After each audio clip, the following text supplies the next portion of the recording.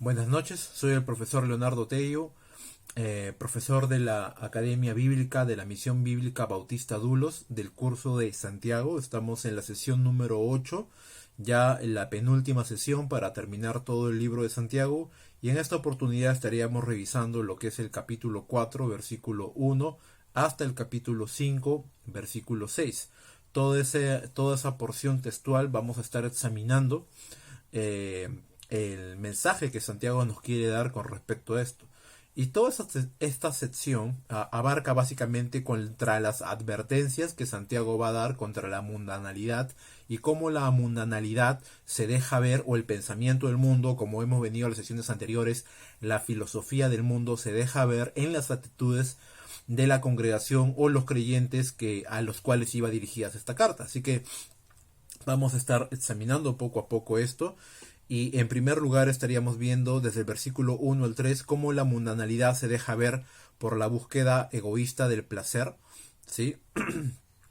En el versículo 4 al versículo 10 vamos a estar examinando cómo la mundanalidad se deja ver por el orgullo y la amistad con la falsa sabiduría. En los versículos que continúan, versículo 11 y 12, vamos a estar viendo cómo la mundanalidad se deja ver por medio de un espíritu crítico, ¿sí?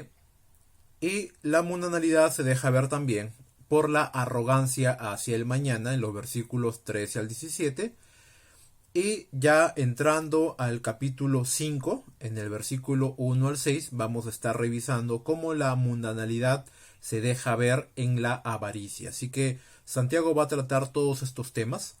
Es bastante largo. Vamos a tratar de sintetizar la información en este video porque ya en la ficha nos hemos explayado lo suficiente para poder explicar por lo menos o tratar de explicar toda la información pendiente y la más importante con respecto a este pasaje. Así que vamos a estar examinando la primera sección del versículo 1 al 3 y vamos a leerlos en nuestras Biblias. Dice: ¿De dónde vienen las guerras y los pleitos entre vosotros? ¿No es de vuestras pasiones las cuales combaten en vuestros miembros? Codiciáis y no tenéis, matáis y ardéis de envidia, y no podéis alcanzar, combatís y lucháis, pero no tenéis lo que deseáis, porque no pedís. Y si pedís y no recibís, porque pedís mal, para gastar en vuestros deleites. Entonces lo que va a decir Santiago acá en adelante es unas preguntas retóricas que él va a estar formulando muy a la costumbre de él, de forma muy usual, como él en todo lo que hemos visto, él tiene esa costumbre, esa metodología de hacer preguntas que dentro de ella contienen sus respuestas, y son preguntas retóricas, por eso se le denomina así, preguntas retóricas, con la finalidad de traer a la mente del lector, ¿sí? La misma respuesta, ¿no? Que ellos mismos puedan darse cuenta de cuál es la falla, cuál es el error en el cual se está suscitando el problema. Así que vamos a ir viendo un poquito de esto.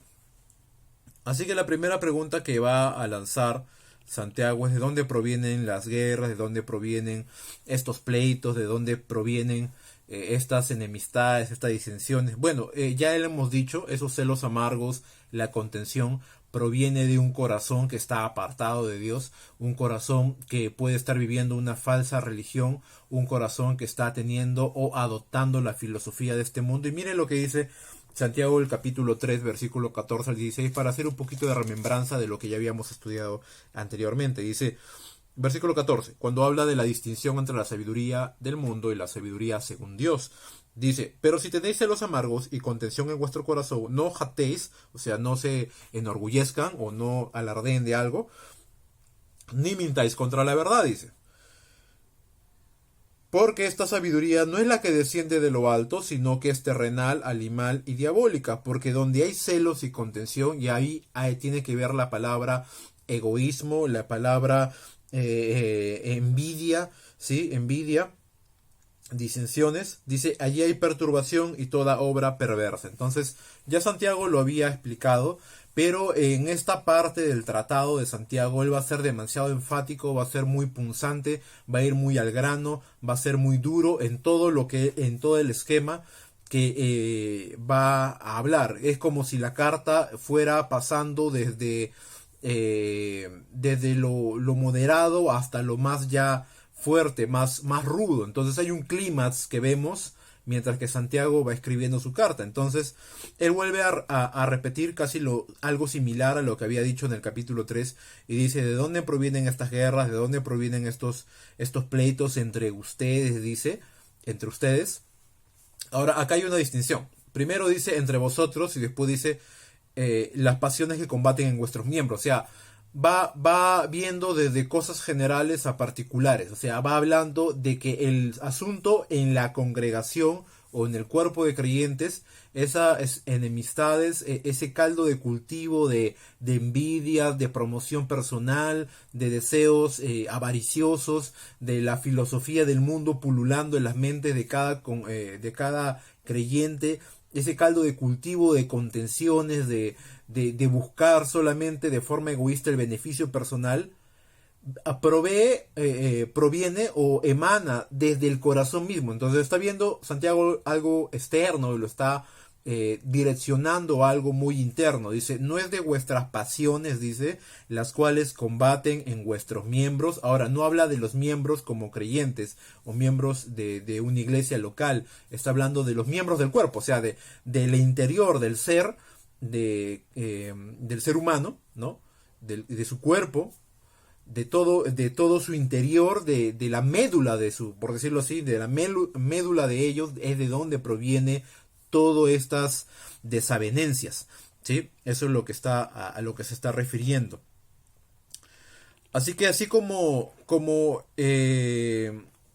la paz, y eso está en el capítulo 3 del versículo 18, dice: y el fruto de la justicia se siembra en paz para aquellos que hacen la paz. Dice, o sea, así la paz se puede cultivar en un ambiente donde los creyentes promueven la paz y se ve el fruto de la justicia de Dios. Así también, de la misma forma, las contenciones, la promoción personal y toda esta serie de pecadillos que están cometiendo estos hermanos cogen fuerza en un ambiente adecuado. ¿Cuál es la atmósfera adecuada, por decirlo así? Es que cada uno de ellos en sus propios corazones ya han albergado, han adoptado esa filosofía del mundo, esa filosofía animal, diabólica, terrenal, y es por eso que los frutos que estamos viendo en medio de esos creyentes y en medio de ese pueblo de Dios es que obviamente proviene del mal corazón que están teniendo, ¿no? De lo alejado que están de la voluntad de Dios. Pero acá hay una palabra interesante, cuando la Reina Valera lo traduce como pasiones, viene del griego hedonón, ¿sí? De donde viene nuestra palabra al castellano hedonismo. ¿Y qué es el hedonismo? Bueno, la RAE, la Real Academia de la Lengua Española, lo define como la actitud del hombre que considera el placer como el fin último de la vida.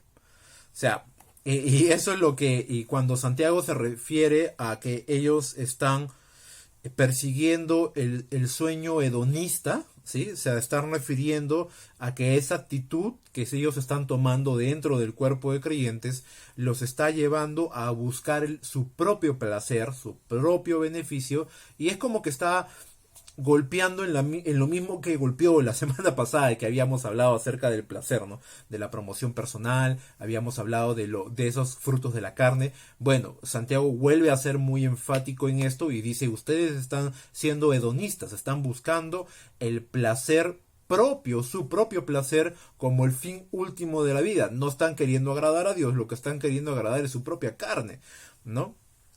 Así que este anhelo egoísta por saciar el placer del alma no solo está acarreando conflictos en la iglesia de la congregación, sino que está creando una guerra interna en sus propios corazones. Por eso es que Santiago sigue el hilo de pensamiento y dice: ustedes codician, y vamos a ver una secuencia de una serie de pasos que van a hacer estos hombres. Y también va a interiorizar un poco más. Es como si Santiago estuviera taladrando y comienza desde la parte externa de la pared y comienza a entrar ya en la médula, ¿no? Y dice Santiago así, escribe: codiciáis y no tenéis, matáis y ardéis de envidia, dice, y no podéis alcanzar. Combatís y lucháis, pero no tenéis lo que deseáis porque no pedís. Entonces va a hablar de una serie de sucesos, varios verbos en el tiempo presente, en modo indicativo. Y esto, el hecho de que esté en el tiempo presente, en el modo indicativo, significa que en el tiempo en que fue escrito, estas cosas estaban sucediendo en la congregación, ¿no? En el tiempo presente de ese contexto. Así que ellos realmente estaban codiciando, realmente estaban matando de forma figurativa, estaban ardiendo de envidia, estaban tratando de alcanzar cosas, estaban combatiendo y luchando entre ellos, y en sus propios corazones había una doble moral, un doble pensamiento. Querían hacer lo que es bueno, pero la carne más le ganaba, y deseaban hacer cosas y iban a oración a pedir esas cosas, pero no las recibían. Así que hay un círculo vicioso que se está gestando ahí, bastante tóxico, ¿no? Que está pasando en el corazón de estos hermanos. Carballosa dice que hay un estado bien crítico cuando vemos vemos el relato de Santiago. Y él dice, bueno, estos hermanos están llegando a un punto muy crítico de su vida cristiana, ¿no? Por ejemplo, John MacArthur considera que muchos de ellos no son creyentes, o esta parte no está dirigida a creyente, porque dice estas cosas y estas actitudes no corresponden a la fe a la fe salvadora que posee un creyente. Dice, o sea, y es que es verdad, da a pensar que fuese así, porque como lo detalla Santiago, es bastante escabroso y bastante crudo cuando habla, y vemos que la condición espiritual de estas personas más parecen de animales salvajes que de creyentes, ¿no? Entonces hay algo que sí sorprende bastante esos. Era una condición bastante crítica.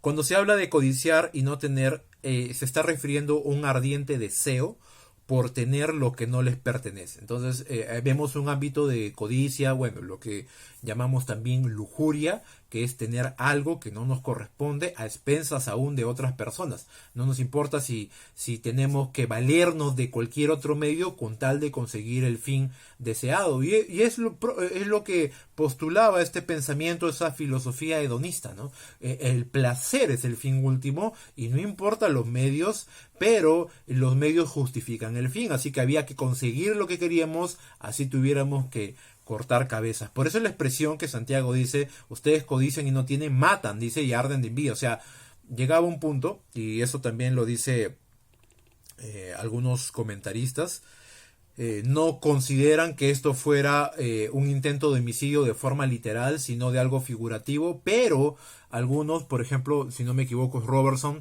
que piensa que estos creyentes estaban potencialmente preparados de matar si fuese necesario para conseguir lo que ellos anhelaban.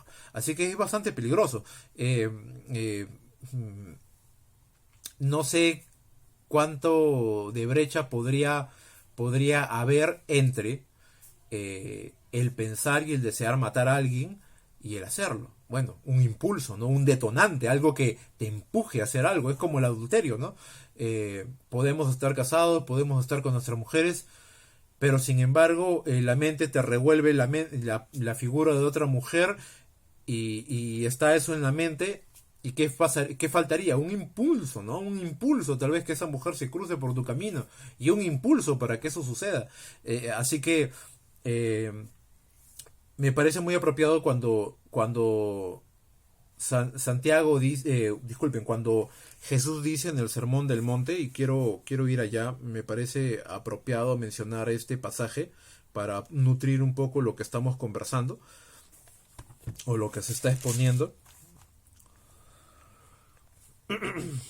Y miren lo que dice Mateo capítulo 5 versículo 21. Dice, oíste que fue dicho a los antiguos, no matarás, y cualquiera que matare será culpable de juicio, pero yo os digo que cualquiera que se enoje, dice, contra su hermano, será culpable de juicio, y cualquiera que le diga necio a su hermano será culpable ante el concilio, y cualquiera que le diga fatuo quedará expuesto al infierno de fuego.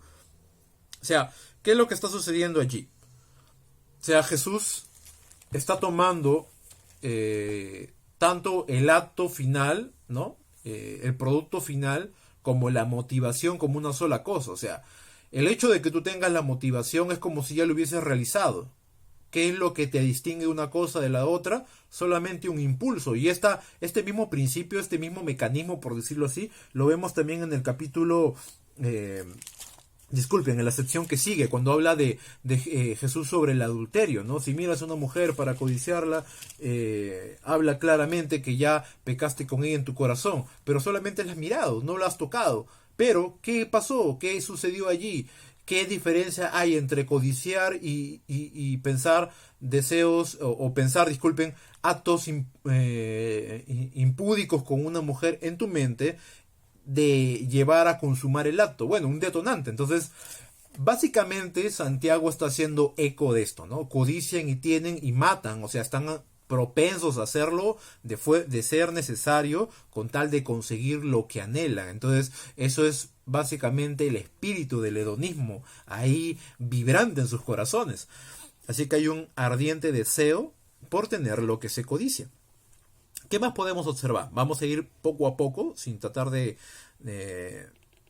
dilatar mucho el tiempo, pero sí es necesario hacer una pausa en cada cosa. Bueno, la escritura dice: codiciáis y no tenéis, matéis y ardéis de envidia, dice, y no podéis alcanzar. Dice, combatís y lucháis, ¿no? Entonces esos términos también, estos verbos que Santiago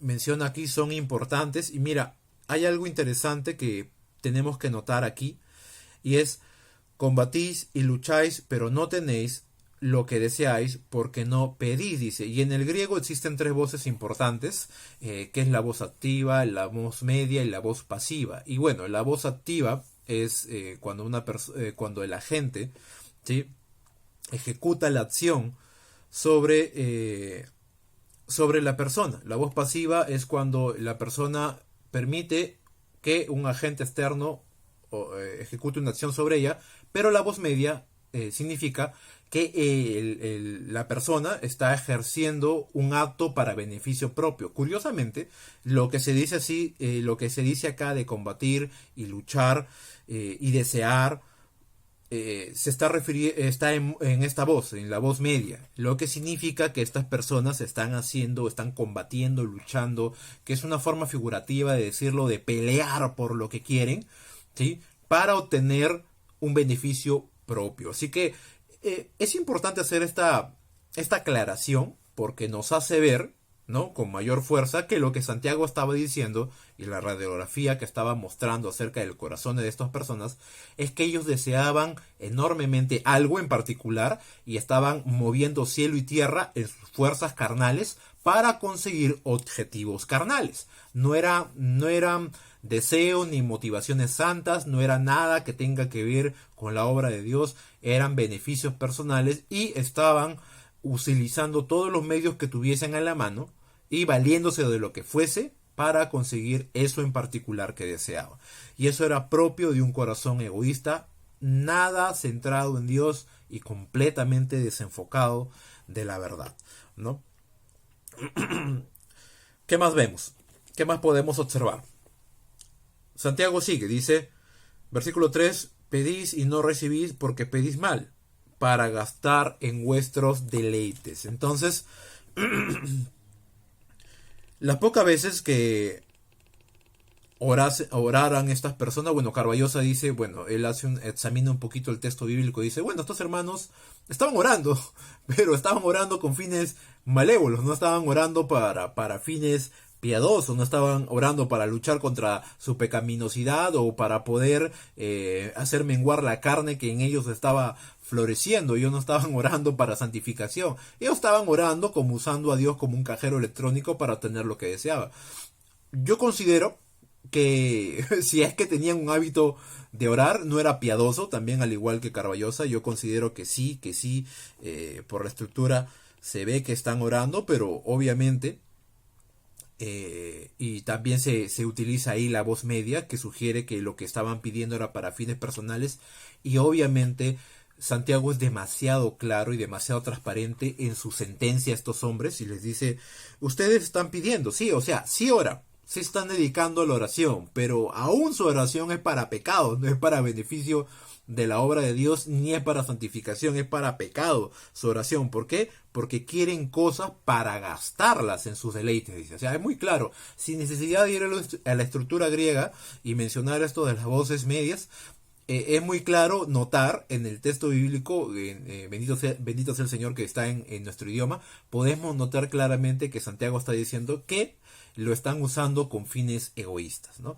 Gastar en vuestros deleites tiene claramente la connotación de entender que lo están haciendo para poder usarlo en cosas que ellos quisieran utilizar. Bueno, hay una aclaración, una nota al pie que me gustaría mencionarla, y bueno, este verbo griego dapanao, que significa el gastar, habla de despilfarrar y se utiliza cuando la mujer con el flujo de sangre había gastado todo lo que tenía para curar su enfermedad, y cuando el hijo pródigo había malgastado todo lo que tenía en prostitutas, en fiestas, toda la herencia que le había dado el padre. Entonces, básicamente lo que está diciendo Santiago aquí es que ellos querían cosas para despilfarrarlas en sus placeres, ¿no? Para poder dar un poquito, enriquecer un poquito lo que estamos hablando, ¿no? Sería importante hacer esa acotación.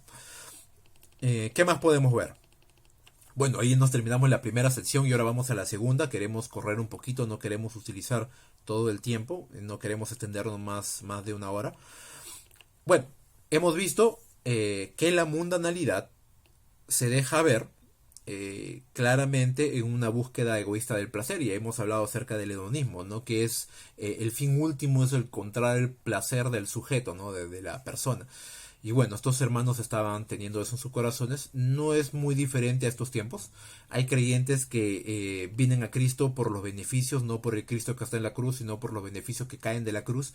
Y y también eso ha permeado nuestro evangelismo. No queremos evangelizar y decir, bueno, ven a Cristo porque Cristo va a resolver todos tus problemas, y le vendemos pajaritos a las personas. Y el problema que sí promete Dios resolver es el problema del pecado, que no es un problema, es salvar y perdonar los pecados y librar de la condenación eterna. Así son las palabras en crudo. Y no solamente arreglar vidas, ¿no? Porque Él no es un mecánico de vidas. Que sí, Jesús nuestro Señor arregla vidas, y muchos somos testimonio vivo de eso, pero eso no debe ser la motivación para acercarnos a Dios. Entonces, vivimos en una cultura hedonista que está buscando el fin último, y si se han dado cuenta, esto permea la humanidad entera. El placer es el fin último del hombre, y eso es lo que persigue. Nosotros, los creyentes, que estamos contra el sistema de este mundo, contra la filosofía animal, diabólica y terrenal, que habla claramente este mundo, este siglo malo, como dice Pablo, estamos en contra del hedonismo, ¿no? Nuestro deseo debería ser no buscar el fin último de nuestro ser, sino buscar el fin o el placer de nuestro Dios, que ese debería ser nuestro fin último, ¿no? Buscar el placer de nuestro Dios, no nuestro placer. ¿Qué más? Nos lleva esto a la segunda sección. Dice: la mundanalidad se deja ver por el orgullo y la amistad con la falsa sabiduría. Versículo 4 al versículo 10. Vamos a nuestras Biblias. Dice: oh almas adúlteras, ¿no sabéis que la amistad del mundo es enemistad contra Dios? Cualquiera pues que quiera ser amigo del mundo se constituye enemigo de Dios. ¿O pensáis que la Escritura dice en vano: el Espíritu que Él ha hecho morar en nosotros nos anhela celosamente, pero Él da mayor gracia? Por esto dice: Dios resiste a los soberbios y da gracia a los humildes. Someteos pues a Dios, resistid al diablo y Él huirá de vosotros. Acercaos a Dios y Él se acercará a vosotros. Pecadores, limpiad las manos, y vosotros, los de doble ánimo, purificad los corazones, o vuestros corazones. Afligíos y lamentad y llorad. Vuestra risa se convierte en lloro y vuestro gozo en tristeza. Humillaos delante del Señor y Él os exaltará. Aquí hay varias cosas que poder revisar, y vamos a tratar de ser lo más puntuales posibles. Lo primero que vamos a anotar aquí, que Santiago llama a los creyentes como almas adúlteras, ¿no? Y es bien fuerte esta palabra. ¿Por qué adúltero? Bueno, el término adúltero básicamente tiene que ver con un pacto matrimonial, ¿no? En un matrimonio ese término es usado dentro del término del matrimonio, donde uno de los cónyuges comete infidelidad dentro de la relación matrimonial, ¿no? No, esto no es aplicable a un soltero, es aplicable a alguien casado que ha hecho un voto de matrimonio con otra persona, ha contraído nupcias, se ha casado, está desposado con una persona, mantiene un anillo que figura o prefigura el pacto al cual esta persona se ha sometido, y la idea es que unan sus vidas en una sola misión. Bueno, pero él llama almas adúlteras, no les dice a ellos como cuerpo, ustedes son adúlteros por sus esposas, no está hablando del matrimonio, está hablando de que hay un adulterio espiritual. ¿Cómo así? Bueno, considero yo, y algunos estudiosos de la palabra también dieron un poquito de luz para poder entender el texto, y que Santiago está hablando de forma metafórica con respecto al adulterio espiritual, ¿sí? Y bueno, tiene que ver con el tema, el término, que cómo se veía esto, o cómo era la figura o la dinámica entre el Dios de Israel y Israel, ¿no? Que Dios era el esposo para Israel, y Israel se comportaba como una esposa. A veces en la Biblia se mostraba esa relación, ¿no? Como Dios como esposo y Israel como esposa. Bueno, cuando vemos el Nuevo Testamento, esto no tiene mucho de descabellado, porque vemos en Efesios capítulo 5 que Pablo habla de un gran misterio, y cuál es: Cristo es el esposo y la iglesia su esposa. Entonces vemos ahí la misma dinámica. Entonces tiende a bien a decir Santiago almas adúlteras, o sea, el término es apropiado para lo que se está hablando, pero lo que causa extrañeza es cuál es el adulterio que han cometido estos hombres. Entonces, de ahí partimos primero, que se les considera a ellos como pueblo de Dios, no pueden ser incrédulos, porque no se les podría decir a incrédulos, ustedes son adúlteros para con Dios, porque no tiene sentido, no hay un pacto ni un vínculo. Se supone que la idea es que se le está hablando a la iglesia, y esa sección o esa parte del cuerpo de Cristo está comprometida con Cristo. Entonces, al resquebrajar el compromiso de la parte de los creyentes, se está cometiendo adulterio espiritual con respecto a Cristo. Entonces, eso nos da también una base fuerte para entender que esto sigue siendo dirigido a creyentes y que están en una condición bastante crítica, como también mencionaba Carballosa. Entonces, son almas adúlteras, ¿no?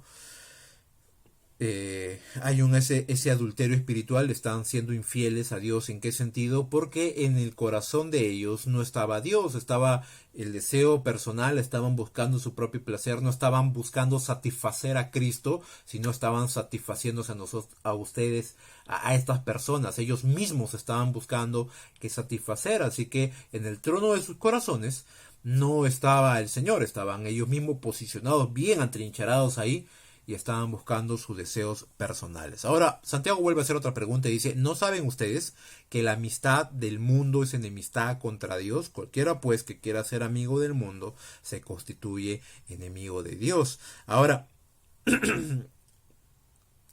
Santiago nos va a responder, mejor dicho, Santiago nos va a dejar ver en esta pregunta cómo es que se estaba gestando esta infidelidad, cómo esta infidelidad, este adulterio se estaba dando. Bueno, ahí el término clave que podemos encontrar ahí es en la palabra amistad, ¿sí? Viene del griego filia, ¿no? Del amor filial, por decirlo así. Un amor es una relación de intimidad, de amistad, de mutua intimidad entre dos personas. Tiene que ver con un tema de aceptación también, un tema de vivir, de plantar una amistad, de cohesionarse una persona con otra. Entonces, si esto fuese aplicado de los creyentes para Cristo, está bien, pero el problema aquí es que no estaba el término filía que utiliza Santiago, lo está aplicando de que los creyentes están estrechando lazos con el mundo, están estrechando lazos con la filosofía de este mundo, con los deseos que este mundo persigue, con los sueños que este mundo persigue, con todo lo que tiene que ver con este sistema del mundo. Estos creyentes estaban consiguiendo una filiación, ¿no? estaban amalgamando, se estaban cohesionando pensamientos, estaban buscando intimidad, estaban creando lazos. Entonces obviamente ahí podemos notar de qué se trata este adulterio. Ya no estaban siendo amigos de Dios, dice, estaban siendo amigos del mundo, estaban rompiendo un lazo con Dios para cultivar un lazo con el mundo. Entonces hay que ver qué importante es poder examinar un poquito el pasaje. Vemos que esto es, y mire, yo quiero leer esta cita, dice: sabemos que la amistad es común acuerdo y la enemistad rechazo u oposición. Estos hermanos estaban cayendo en el grave pecado de oponerse a la voluntad de Dios. No hay forma de servir a dos señores, porque hay que entender que el mundo está diametralmente opuesto a Cristo. Entonces, ¿qué es lo que estaba sucediendo allí? Como dije hace un momento, estaban buscando un común acuerdo con el mundo, pero a la vez estaban rechazando y rompiendo y oponiéndose a la voluntad de Cristo. Entonces, es muy claro. Y por ejemplo, acá puse dos citas interesantes cuando Jesús habla del dinero y él dice: no se puede servir a dos señores porque el hombre amará a uno y despreciará al otro. Eso está en Mateo capítulo 6 versículo 24. Y cuando vemos en Juan capítulo 15 versículo 18 al 19, habla de claramente que el mundo está diametralmente opuesto a Cristo, ¿no? Entonces, no hay forma de ser amigo del mundo y seguir siendo amigo de Dios, o ser amigo de Dios y poder seguir siendo amigo del mundo. O eliges un señor y desprecias al otro, o viceversa. Entonces, lo que estaba pasando era claro. Santiago estaba sentenciándolo y diciendo: ustedes son unos adúlteros. ¿Por qué razón? Porque estaban rechazando a Cristo y oponiéndose a él para cultivar amistad y una relación de favoritismo, de amor, de intimidad con el mundo, y a la vez esto era imposible, ¿no? Tal vez yo no considero que ellos abiertamente con sus labios estén diciendo: no, ¿saben qué? Yo odio a Cristo. No, yo considero, porque, bueno, estoy asumiéndolo, no lo dice la Biblia, pero asumo, y es parte mía, lo estoy pensando yo, no estoy diciendo que la Biblia diga esto, pero asumo yo que era un descenso moral y espiritual de estos hombres, ¿no? Que se estaban fijando en las cosas de este mundo, el hedonismo que estaban cultivando en su vida de buscar su propio placer, los estaba cegando para no darse cuenta que el acto de buscar su beneficio personal inevitablemente y de forma indirecta los hacía rechazar a Cristo, ¿no? Así que no había forma de poder estar en dos bandos, ¿no? Eso era algo completamente terrible que estamos observando allí. Vamos a seguir observando algunas cosas más que pudiéramos ver. Y aquí vemos algo interesante que menciona Santiago. Dice, versículo 5 dice: ¿o pensáis que la escritura dice en vano, el espíritu que él ha hecho morar en vosotros nos anhela celosamente? Y aquí sí tuve un problema grande, un problema grave. Con respecto a cuál era la traducción, no esperen mucho de mí, porque el pasaje es bien complicado. En esta sección se pone dura la interpretación. Y muchos comentaristas están divididos en opiniones. Dicen que la estructura griega en este pasaje da algunas, no múltiples, pero por lo menos tres a varias referencias de cómo interpretarlo. No vamos a entrar en detalles que son bastante engorrosos y demoraríamos muchísimo explicando todo este tema. Pero básicamente vamos a leer algunas cositas que estuvieron acá para poder mencionarlas, porque es uno de los pasajes más difíciles dentro del libro de Santiago y uno de los más difíciles dentro del canon del Nuevo Testamento. Así que, y si hay muchos hombres con mucha iluminación más que yo han discutido sobre esto, pues no crean que yo en minutos voy a resolver una cuestión de siglos, ¿no? O de bandos de pensamiento, ¿no? Entre muchos hombres eruditos de la palabra de Dios, ¿no? Así que, bueno, se puede bueno, acá cuando se habla o pensáis que la escritura dice en vano, dice el espíritu que él ha hecho morar en nosotros, nos anhela celosamente. Y ahora, bueno, primero dice, algunas personas piensan que cuando se dice o pensáis que la escritura dice dos puntos, el espíritu que ha hecho morar en vosotros nos anhela celosamente, dice, ¿dónde está esa parte de que el espíritu nos anhela celosamente en la escritura? Porque muchas veces ha sucedido que, por ejemplo, Mateo dice, ¿no? Para que se cumpla lo dicho por el profeta y lanza la cita bíblica, que de pronto le encontramos en Miqueas, le encontramos en Isaías, le encontramos en algún otro profeta.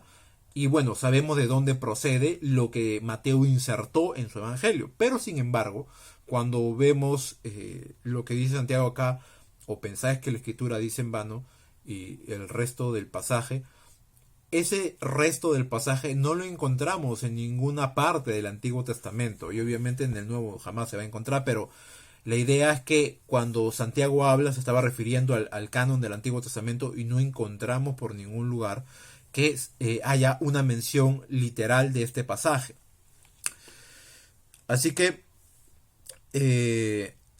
aquí hay unas cosas que poder ver. Primero, es un pasaje que no es ubicado en el Nuevo Testamento. Segundo, puede tomarse como una lectura judaica tomada como escritura por Santiago, porque, por ejemplo, habían algunos textos que eran tradiciones que a veces los discípulos lo utilizaban, pero no dice de dónde fue, o sea, no sabemos la procedencia, ¿no?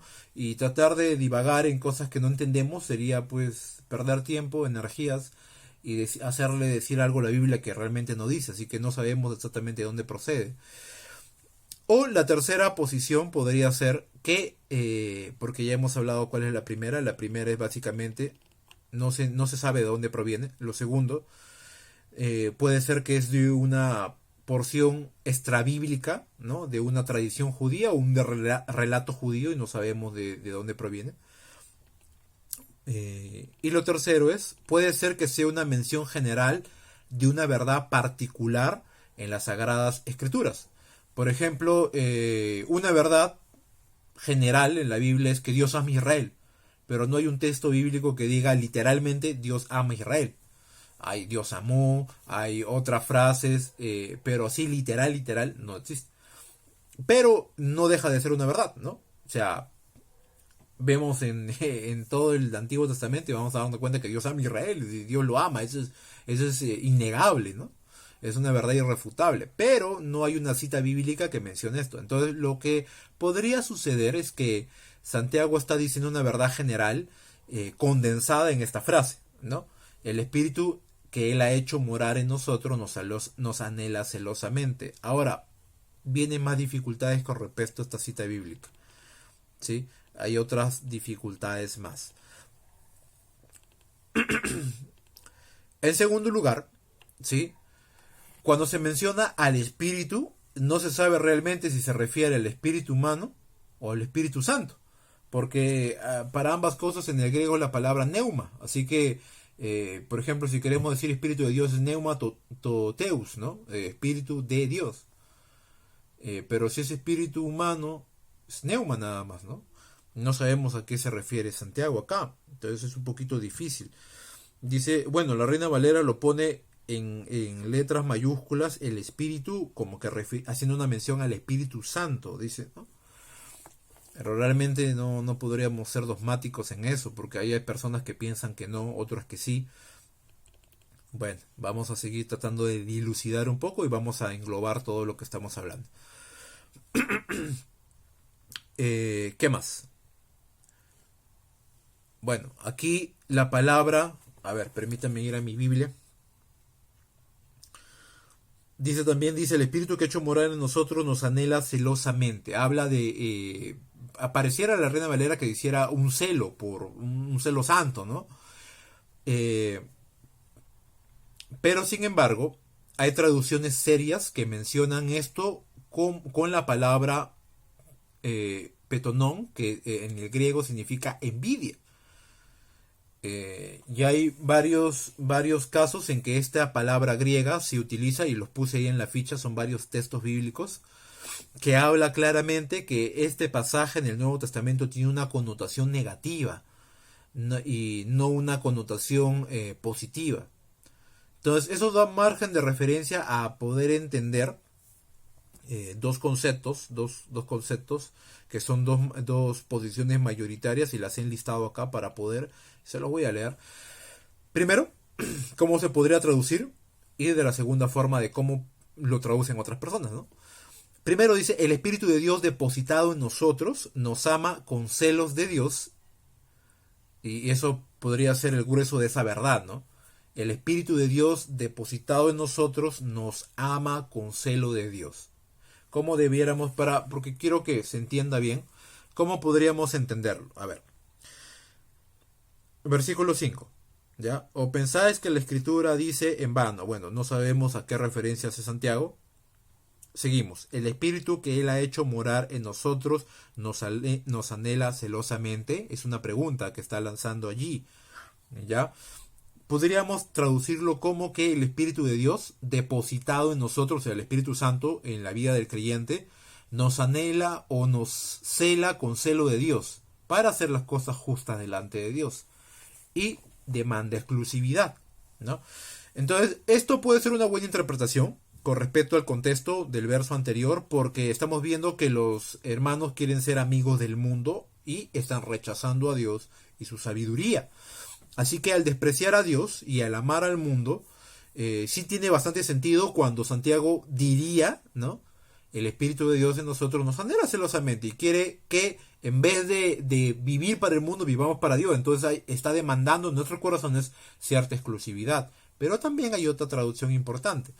Y la segunda es, porque aquí sí las mentes se dividen enormemente entre una posición y la otra, es que el espíritu humano que mora en nosotros, el espíritu humano, ojo, el espíritu de nuestra carne, que mora en nosotros, tiende hacia la envidia. ¿Y por qué hacia la envidia? ¿Por qué? Por el término griego petonón, que significa envidia, no celos, ¿no? Bueno, la Reina Valera lo traduce así, pero hay otras traducciones serias, y las voy a leer también, para que se den cuenta cómo la interpretación es diferente y cambia todo la idea o la línea de pensamiento que uno tiene en mente, ¿no? Así que, como el espíritu humano anhela la envidia porque estamos corrompidos, todavía estamos bajo esta carne humana, ¿sí? No está hablando del Espíritu de Dios que mora en nosotros, está hablando del alma, del espíritu humano, dice, que vive en nosotros, y eso es una interpretación interesante en vista de cómo los hermanos estaban viviendo al borde de la apostasía, porque estaban muy cerca de apostatar de Cristo y de la mundanalidad. Y porque el vocablo petonón, como estaba diciendo, es envidia y armoniza naturalmente con la esperanza de la gracia que figura en el versículo 6. Porque miren, noten cómo podría engranar bien, ¿no? Dice el versículo 6, pero Él da mayor gracia. ¿Qué gracia? Dice la gracia de tener a Cristo y que le tenemos ahora el Espíritu de Dios para obedecer la voluntad de Dios. Y tiene que ver también con el término del llamado a la humildad que refiere del versículo 7 hasta el 10, porque hay un llamado a la humildad bien enérgico que hace Santiago, y hay como 10 verbos que utiliza ahí en imperativo todavía para ordenar a los creyentes que se ordenen, pues no, que vayan a la humildad, que dejen de ser soberbios. Entonces, vemos dos esferas de pensamiento. La primera es, el Espíritu de Dios mora en nosotros y nos anhela celosamente de tal forma que nos lleva a remecernos y dice, oye, ¿sabes qué? Tú no puedes ser otra persona, tú eres de Cristo, has sido comprado por Él, así que tú tienes que vivir para Él, ¿no? Y nos anhela, y por eso dice Santiago ahí, ¿acaso no saben que la Escritura en general, vamos a tratar de ponerlo así, la Escritura en general dice que Dios es celoso, es un Dios celoso, y eso lo hemos visto en el Antiguo Testamento.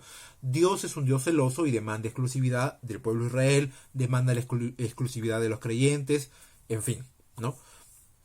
Pero también es una gran verdad que enseña la palabra de Dios de la corrupción humana, de la depravación total. El espíritu humano que muere en nosotros tiende hacia la envidia, tiende hacia la degradación, tiende hacia la autodestrucción, pero Dios da mayor gracia. ¿Cuál es la gracia? De que está en el versículo 6, es que Dios permite que nosotros podamos vencer el pecado a través de la humildad. Entonces, tiene correlación con lo que dice.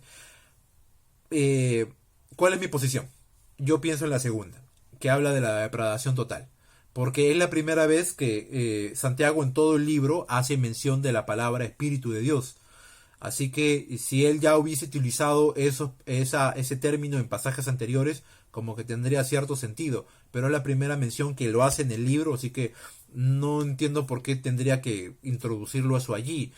Y bueno, hubiese utilizado un pasaje en específico, no sé, digo yo.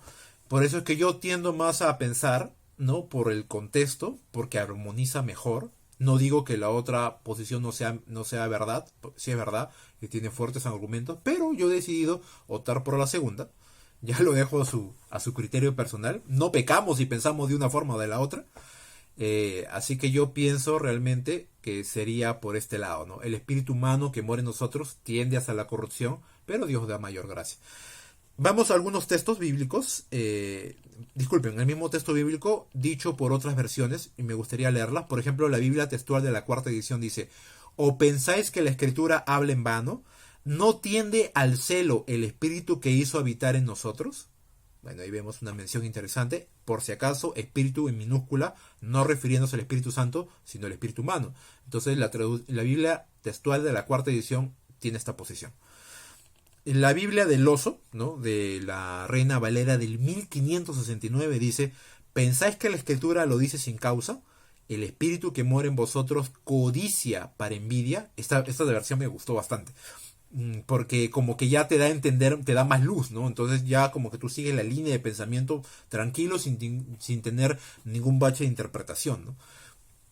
Palabra de Dios para todos, también es una buena versión. Dice: ¿creen que es en vano lo que dice la escritura? Pues da a entender que el espíritu humano, ahí sí ya fue ya más claro, que él puso en nosotros tiende hacia los malos deseos. Me pareció genial esta interpretación, porque sí va acorde a lo que yo considero que sea más apropiado. ¿Qué más? A ver, nueva traducción viviente. ¿Qué creen ustedes que quiere decir las sagradas, las escrituras cuando afirman que el espíritu que Dios ha puesto dentro de nosotros está lleno de envidia? ¡Wow! O sea, y bueno, vemos que estas versiones están a favor de la segunda posición y es muy claro, lo dejan en su interpretación, lo dejan. Por eso dije hace un momento, y me tomé un poquito de tiempo, que la interpretación de este pasaje es bien escabrosa, es bien difícil, pero es hermoso poder descubrir algunas cositas de la palabra de Dios bien interesantes. Santiago nos sorprende cada día más con esto. Así que bueno, ya hemos hablado acerca de esto y hay una luz de esperanza que se presenta. ¿Cuál es la luz de esperanza que se presenta? Versículo 6. Pero Él da mayor gracia. Por esto dice: Dios resiste a los soberbios y da gracia a los humildes. ¿Y por qué dije yo que tiene relación y armoniza con el contexto? Porque al hacer amigo del mundo, ¿qué estás haciendo? Estás siendo soberbio, estás rechazando a Cristo, estás rechazando sus beneficios, su gloria, su poder, estás siendo soberbio creyendo que tú mismo eres y rechazas a Dios. Pero ¿qué está haciendo Dios? Dios te va a resistir a ti por soberbio, dice. Pero sin embargo, aquellos que dicen no, rechazan al mundo y quieren seguir siendo amigos de Dios, Dios le da más gracia. Por eso ahí se ve la distinción, ¿no? Dios resiste a los soberbios, da gracia a los humildes. Entonces, esa es la gracia, el favor inmerecido que Dios da sobre nosotros. Esto sí, por ejemplo, esta pasaje que ha insertado Santiago aquí, sí se encuentra en la Escritura. En Proverbios 3:34 dice claramente: ciertamente a los escarnecedores escarnece y da gracia a los humildes. Entonces, él lo que ha hecho es parafrasearlo, ¿no? Los escarnecedores que él escarnece son los burladores de los cuales él se burla. Y bueno, en Proverbios está muy claro, en pasajes anteriores, 2 y 1 habla también de los burladores. Salmos capítulo 1 también habla de los burladores. Y bueno, lo que ha hecho Santiago es cambiarle el término escarnecedor por soberbio, ¿no? Y por eso digo, parafrasearlo un poco, pero el núcleo del pasaje está ahí, ¿no? ¿Qué más? ¿Qué más podemos ver? Entonces, Dios favorece de forma especial a aquellos que son humildes. Por ejemplo, Kistemaker dice, ¿no? Cuando comenta este pasaje: Dios odia los ojos orgullosos. Y da una cita bíblica. Lo dejé en la descripción aquí. Detesta a aquellos que tienen un corazón orgulloso. El orgullo ocasiona reyertas y las reyertas llevan a la destrucción. Dado que Dios resiste al soberbio, el creyente debe aprender a odiar el orgullo y a revestirse de humildad. Dios, sin embargo, estimará a la persona que es humilde y de espíritu contrito. Entonces, es muy claro, ¿no? Para mí se vuelve claro cuando lo vemos ahí. Y el pasaje sigue sorprendiéndonos porque se dan una serie de 10 imperativos muy fuertes, a lo que yo he tratado de agruparlo hasta en tres notas importantes para poder ver cuáles son los pasos de la restitución de la gracia de Dios sobre la vida del creyente que está rumbo a esa vida de amistad con el mundo, ¿no? Y vemos a ver cuáles son. Primero vemos que dice Santiago acá, en el versículo 7, someteos pues a Dios y resistir al diablo y él huirá de vosotros, dice. ¿Qué notamos aquí? Primero, Santiago no va a hablar del sometimiento, ¿no? El término griego someterse viene de la palabra upotagete, que es someterse, y básicamente tiene que ver con ponerse bajo la autoridad de algo, colocarse bajo la autoridad de alguien. Bueno, es un término usado de forma militar en aquellos tiempos que hablaba de un soldado que se ponía bajo la autoridad de un superior en rango, ¿no? Hablando de jerarquías.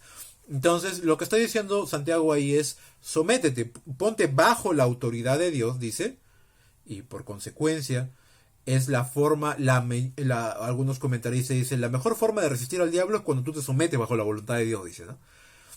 Y para no caer en las trampas del diablo, tienes que someterte bajo la voluntad de Dios. Y cuando te sometes bajo la voluntad de Dios, inevitablemente estás resistiéndole al diablo, dice. ¿Y cuál es la consecuencia? Dice, él huirá de vosotros, ¿no? Él huirá de vosotros. La soberbia es resistirse a la voluntad de Dios, ¿no? Y el antídoto para la soberbia es el sometimiento, más bien a la voluntad de Dios. Cuando se habla de resistir, también es un término militar que es tomar posición en contra de alguien, ¿no? Es como aquel soldado que se atrinchera en su trinchera, valga la redundancia, y en vez de retroceder, cuando viene el enemigo, él se para firme y vence al enemigo, ¿no?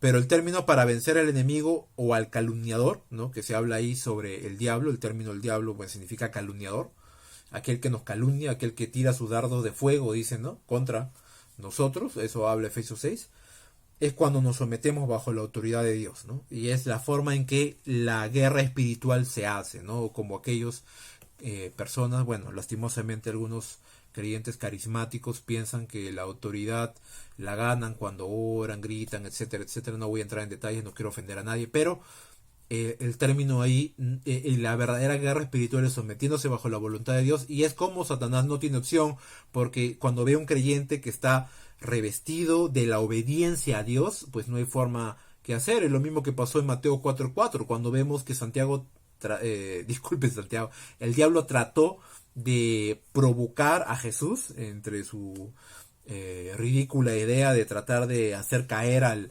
impecable Hijo de Dios. Bueno, lo único que consiguió es llevarse un portazo en la cara, ¿no? Porque nuestro Señor lo que hizo fue resistir al diablo, ¿cómo? Sometiéndose a la voluntad de Dios. Muy simple, ¿no? Ahí tenemos un claro ejemplo de cómo nos sometemos a la voluntad de Dios.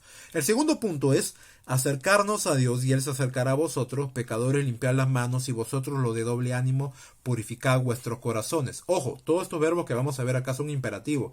O sea, no es opción, no es una invitación, es una orden. Y la orden que Santiago da para la restitución de la gracia es: tienes que someterte a Dios, punto. No se diga más, no hay discusión que hacer. Te tienes que someter a la voluntad de Dios y plantarte firme para resistir al diablo, ¿no? Bajo la voluntad de Dios. Bueno, y él va a huir, ¿no? Ahí la palabra huir, el término huir no es un imperativo, es otro verbo en otro tiempo, en otro modo. Pero bueno, hago esa mención. La segunda es: acercaos a Dios y Él se acercará a vosotros, dice. Bueno, entonces, observamos acá. Cuando se habla del término acercarse, ¿sí? Viene del griego enguisate. Y bueno, tiene que ver con someterse momentáneamente, ¿ya? disculpen, tiene que ver con el término de acercarse o aproximarse a Dios, ¿no? Lo que está diciendo aquí es ir al encuentro con Dios, ¿no?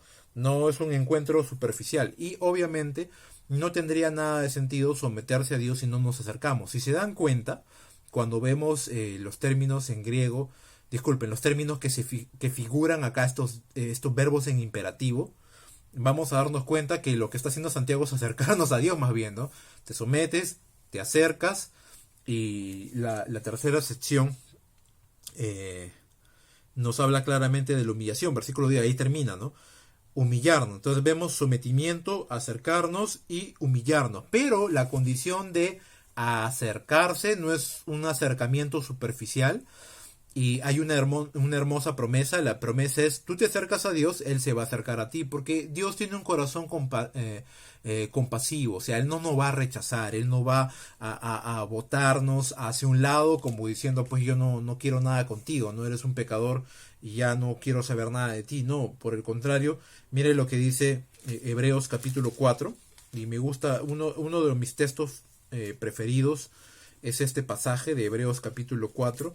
Versículo 16, y dice claramente aquí, acerquémonos pues confiadamente, dice, al trono de la gracia para alcanzar misericordia y hallar gracia para el oportuno socorro, dice. Y me parece hermoso este texto bíblico, porque nos habla claramente de que tú te puedes acercar con confianza, y lo que vas a hallar en vez de un portazo en la cara es misericordia y oportuno socorro, dice, ¿no? Una de las maestras del seminario, cuando solía estudiar, una de mis maestras, la hermana Evelyn Stone, decía, ¿no? No te retires del trono de la gracia hasta que no hayas alcanzado el oportuno socorro.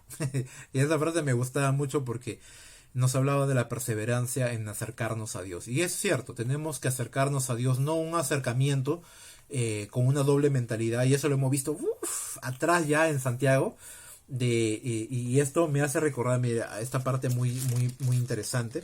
Versículo 5 del capítulo 1 de Santiago dice, si alguno de vosotros tiene falta de sabiduría, pídela a Dios, el cual da a todos abundantemente y sin reproche, le será dada, pero pida con fe, dice, no dudando nada, o sea, no tengamos una mente dividida en dos, porque el que dude es semejante a la onda del mar que es arrastrada por el viento y echada de una parte a otra. No piense pues que quien tal haga que recibirá cosa alguna del Señor. El hombre de doble ánimo es inconstante en todos sus caminos. Así que si nos vamos a acercar a Dios, ya tenemos que creer que Él está y que Él es galardonador de los que le buscan y que Él se va a acercar a nosotros. Así que, pero hay una condición. Santiago dice, pecadores, limpiad las manos, y vosotros, los de doble ánimo, purificad vuestros corazones. Ahora, esta parte que he recitado ahorita, en este momento, tiene mucha relación con un término metafórico, porque no está hablando de forma literal, o sea, uno no puede, ¿cómo purificas el corazón? Literalmente, está hablando de una forma metafórica, y tiene una connotación con un tema sacerdotal, ¿no? ¿Qué hacían los judíos? ¿A qué le llamaban la purificación ceremonial? Es cuando se acercaban al templo los sacerdotes a ofrecer sacrificios, tenían que necesariamente lavarse las manos, no podían tener las manos sucias, tenían que lavarse las manos para acercarse a Dios. Entonces, cuando hablamos de limpiar las manos, estamos hablando de limpias acciones, o sea, el creyente que se acerca para restituir la gracia de Dios sobre su vida, no puede acercarse ocultando pecado, diciendo, no, aquí no pasa nada, yo me voy a acercar a Dios como si fuera una liturgia, una religión sin sentido, vana. No, tiene que acercarse con un entendimiento correcto de que está pecando, de que está lejos de Dios o está haciendo algo en contra del Señor, y tiene que acercarse a limpiar las manos, ¿no? Señor, mira, yo me arrepiento de tal cosa, estoy limpiando mis manos, pero y eso implica también dejar el pecado atrás. Yo no puedo acercarme a Dios para restituir mi comunión con Él, pero sin embargo dejar el pecadillo bajo la alfombra, y después, ya que ya estuve un tiempito bien con Dios, pues regreso, ¿no? Y no puede ser así. La idea del pecado es, lo dejo y me aparto, ¿no? Y lo rechazo, ¿no? Ya no me acerco nunca más. Por eso dice, limpia las manos, ya no estén sucias otra vez, déjalas bien limpiecitas. Y dice, lo de doble ánimo, purificar los corazones. Entonces, acá también tiene que ver con un acto de que limpio las cosas externas, o sea, me alejo del pecado, pero también limpio el corazón. ¿Y cómo lo limpio? La presencia de Él. Me acerco a limpiar el corazón y a ponerme a cuentas con Él y de acuerdo con Dios. O sea, si Dios dice, ¿sabes qué? Por medio del Espíritu Santo, Pepito, estás haciendo tal cosa mal, esto no debe ser así, yo debo acercarme, sí, Señor, estoy haciendo esto y esto mal, como tú dices, y es verdad, esto no debo de hacerlo, y perdóname por tal y cual cosa. Entonces, tiene que ver con una separación del pecado, cuando hablamos de limpiar las manos, ¿no? Tiene que ver con una separación del pecado, y con un tema de limpiar también el corazón, o sea, separando del pecado, limpiar el corazón.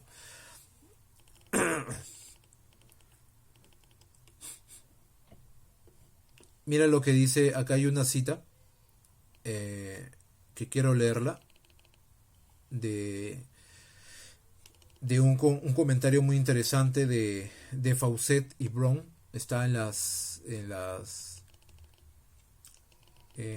enlaces, ¿no?, de la bibliografía. Y dice, Santiago está haciendo mención de las costumbres que los sacerdotes del Antiguo Testamento tenían. Bueno, lo mencionó hace un momento.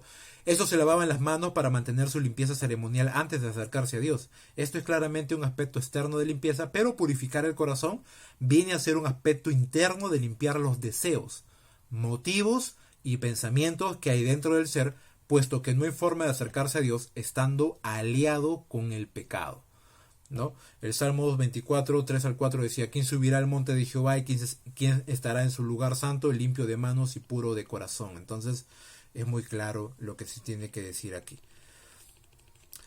Por lo mismo, al entender la condición que tenemos, debemos de afligirnos y lamentarnos, llorar, y que nuestra risa se convierta en lloro y vuestro gozo en tristeza. Está diciendo acá Santiago en el versículo 9. Afligíos y lamentad, llorad, y vuestra risa se convierta en lloro y vuestro gozo se convierta en tristeza. ¿A qué se refiere con eso? Es un reconocimiento de acciones y motivaciones sucias delante de Dios, por lo cual uno debe de acercarse a Dios constriñéndose del pecado, o sea, estar contristado por el pecado, entristecido por eso. O sea, si yo me acerco a Dios muy campante y risueño por todo el pecadazo que he hecho ayer, y sí me quiero acercar a Dios, pues me estoy acercando de una forma hipócrita. Yo no estoy diciendo que lloremos como una Magdalena, pero sí, no puedo acercarme a Dios sin estar compungido por lo que he hecho. O sea, debo de meditar en lo que he hecho y realmente entender, o tengo un escaso conocimiento de lo que es el pecado frente a la santidad de Dios, o simplemente mi corazón ha llegado a un punto de encallecerse tanto que ya no me duele el pecado. Debería dolerme. Entonces, la idea aquí que Santiago plantea es, si te vas a acercar a Dios, acércate de forma sincera, ¿no? Apártate del pecado y acércate de forma sincera. ¿Cómo te acercas de forma sincera? Constriñéndote del pecado, ¿no? Arrepintiéndote por lo que has hecho.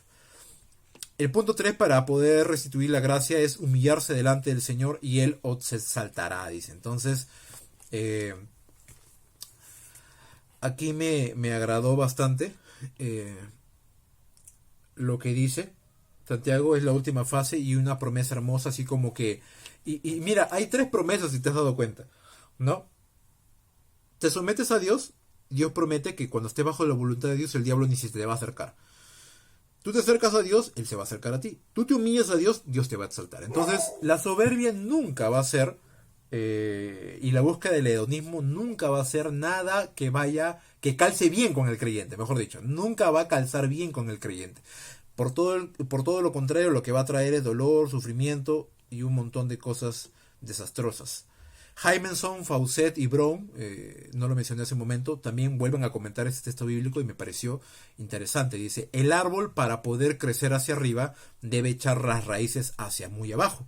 Así el hombre para ser exaltado debe tener la mente hondadamente arraigada en la humildad. Entonces el creyente le compete ser humilde para que el Señor lo exalte y no sea él, porque la exaltación y la bendición va a ser mucho mejor que cuando la conseguimos por nuestra propia mano, ¿no? Por nuestra propia fuerza. Así como el árbol para que crezca muy arriba tiene que echar las raíces muy abajo, el creyente para que sea bien exaltado pues tiene que estar su entendimiento de las cosas de Dios bien arraigadas y su humildad también bastante recimentada en la palabra de Dios, ¿no? Tenemos que estar echando raíces hacia abajo también. Entonces hemos entendido este pasaje importante de esta partecita, esta sección que es un poquito larga, ¿sí?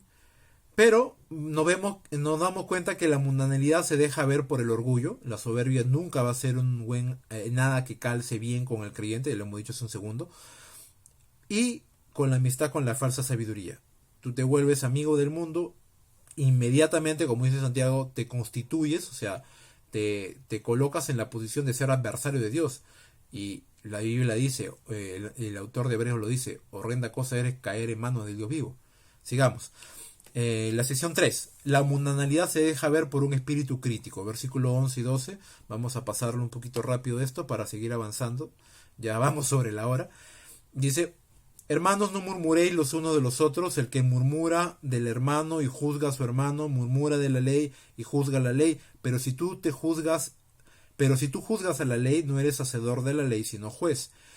Uno solo es el dador de la ley, que puede salvar y perder, pero tú quién eres para que juzgues a otro, dice. Entonces la mundanalidad también se deja ver por un espíritu crítico, ¿no? Por un espíritu crítico. Así que Santiago, como un buen pastor, está tratando de otra vez poner en línea a los creyentes que se están desviando por un camino bastante peligroso, en una condición bastante crítica, y tiene que hacerlos volver a la fe. Acá hay algunas cositas importantes que poder ver. El vocablo murmurar que menciona acá Santiago en el versículo 11 viene del griego catalaleite. Siempre tengo un problema para mencionar los términos. ¿Y qué se refiere cuando habla de murmurar? O sea, musitar palabras en la oreja de alguien para hablar un chisme. No tanto eso, ¿no? Tiene un poquito una connotación bastante fuertecita, ¿no? Y tiene que ver con el hecho de calumniar a una persona que no está presente para defenderse. O sea, el término de murmurar es calumniar, o sea, a sabiendas, tú sabes que eso no es verdad, pero ni siquiera te has tomado la molestia de averiguar si lo que vas a decir es verdad, pero ya lo sueltas, ¿no? Porque el chisme se puso bueno y quieres decirlo con todas sus letras y le echas un poquito de pimiento y comino y pimienta para poder hacerlo más sabroso el chisme.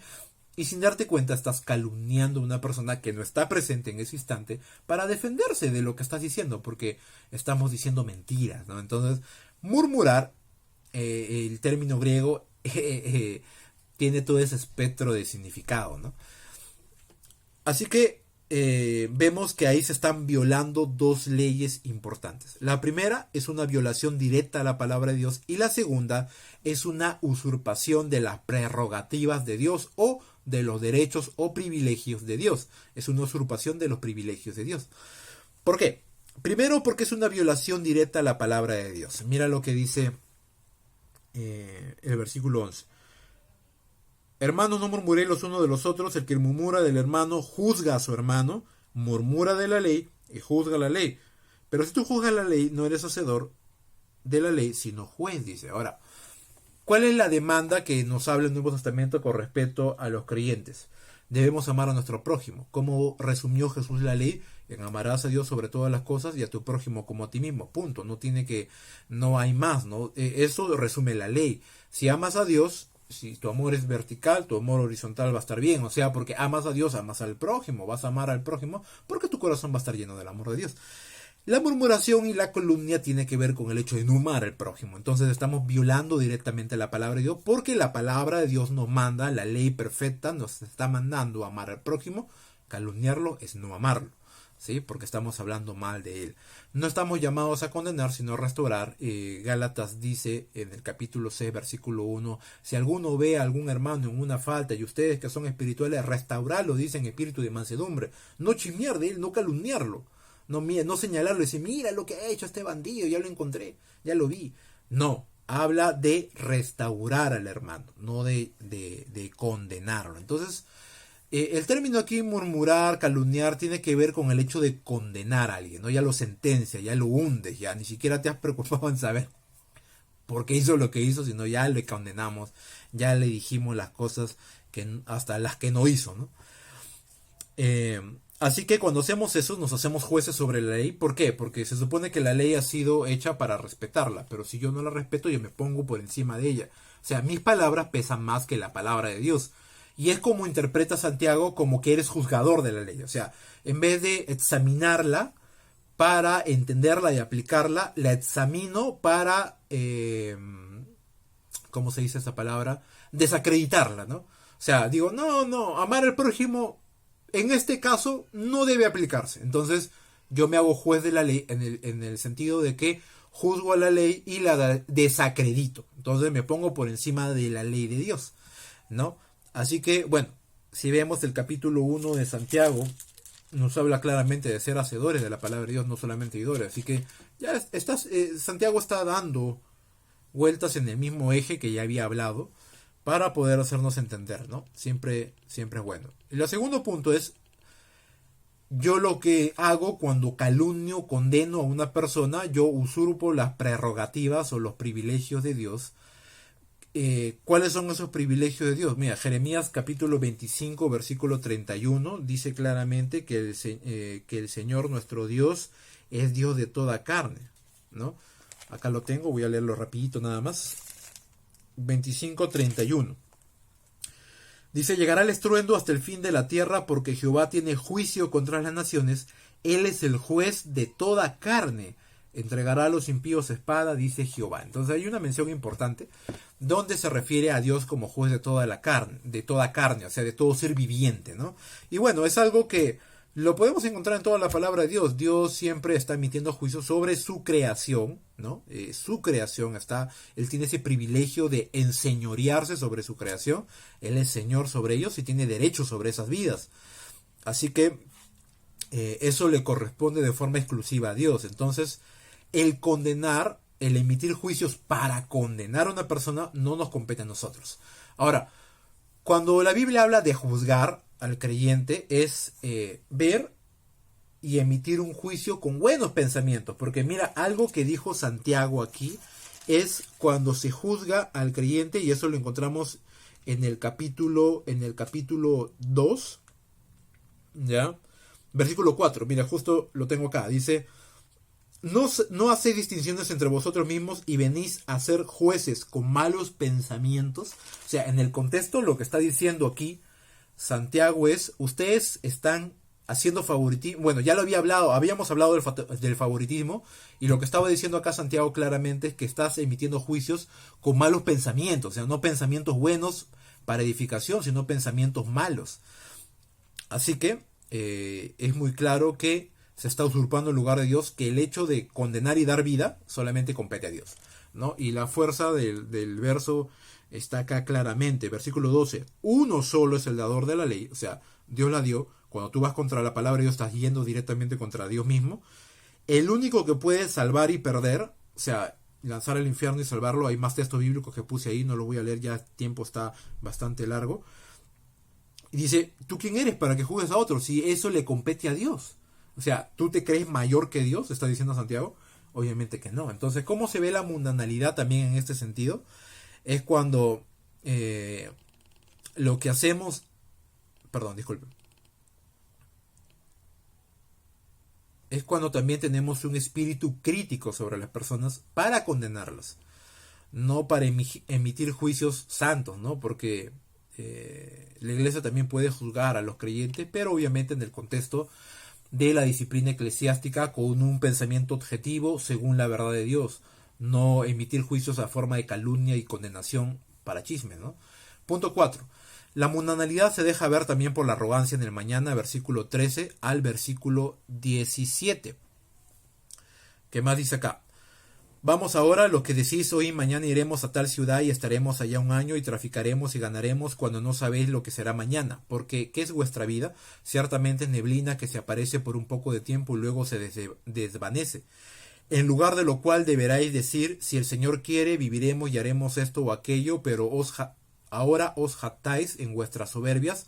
Toda jactancia semejante es mala, y el que sabe hacer lo bueno y no lo hace, le es pecado, dice. Ahora, aquí también hay un imperativo que está mencionando, bueno, dos en realidad, que está mencionando Santiago, ¿sí? Y es vamos ahora, o sea, los está invitando. Ustedes que dicen, ¿ya? Porque ahí está el término, vamos ahora, los que dicen, es una forma de llamar la atención, ¿no? Es como si, hey, tú, ¿no? Algo así, ¿no? El término griego es un poquito dificultoso, pero lo voy a hacer muy simple. Es como si Santiago decía, hey, tú, ¿no? Tú que me escuchas, ¿no? Algo así.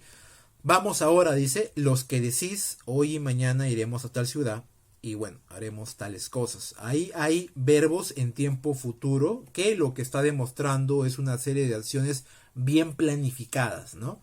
Bien planificadas. Dice, primero, dice, iremos, estaremos, traficaremos, ganaremos, ¿no? Y hay esos términos, esos verbos en futuro, ¿no? Ahora, aparentemente no tuviera nada de malo, pero vamos a ver cuál es lo malo que está sucediendo aquí. Y cuando habla de traficaremos, no está hablando del tráfico humano o tráfico de armas, no, se está refiriendo a traficar de hacer comercio, ¿no? Hacer comercio. Mira, yo tengo una pila y te la vendo a 2 soles y tú me das los 2 soles y compro y la pila me costó 1 sol y compro más pilas y la voy revendiendo. No, no está hablando de algo malo, sino está hablando del hecho de negociar con cosas de mercancía. Ahora, esto era algo normal en los pueblos judíos que casi la gran mayoría de las personas eran mercaderes, ¿no? Y se dedicaban a la compra y venta de artículos y esto también lo revendían, ¿no? También había animales y muchas cosas más con los cuales se hacía negocio. Ahora, ¿cuál es el problema? ¿Cuál es el problema con esto?